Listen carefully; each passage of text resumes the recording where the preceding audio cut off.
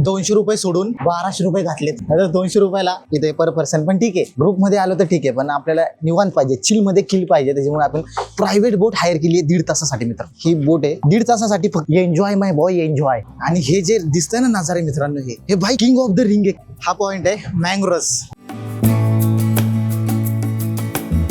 मँगोरस ह्या पॉइंट मधून निघून आता आम्ही केरला पॉइंटला चाललोय. पण लोकेशन एवढं क्लासिक आहे ना इथे. आता आम्ही आलोय केरला पॉइंटला. पॉइंट बघा, कर्नाटकात केरला पॉइंट आहे. पण लोकेशन भाई नाथ खुळान पब्लिक गोळा एक बार नक्की. अरे बादशाह लोकेशन आहे, बादशाह.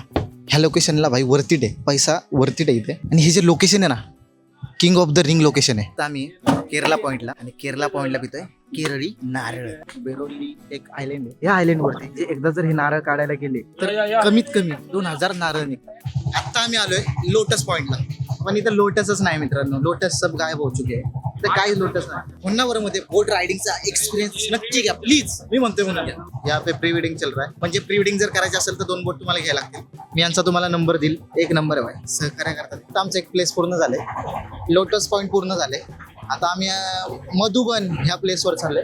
पण तिथे पाणी असेल तर ते आतमध्ये नेतात, नाहीतर घेऊन नाही जात. 150 रुपये तिथं एक्स्ट्रा द्यायला लागतात, पे करायला लागतात. परत एकदा नक्की या लोकेशनवर यायचंय. जेव्हा आपल्याकडे द्रोणाचार्य येईल आपला, तेव्हा 100% भाई हा जो नजारा आहे ना इथे, हा जो तुम्हाला नजारा दिसतोय पूर्ण, हा नुसता कॅमेऱ्यात रेकॉर्ड करण्यासारखा नाहीये मित्रांनो. याच्यासाठी द्रोणाचार्य आपल्याला लागणार आहे. आणि 100% आपण तो घेणारच आहे.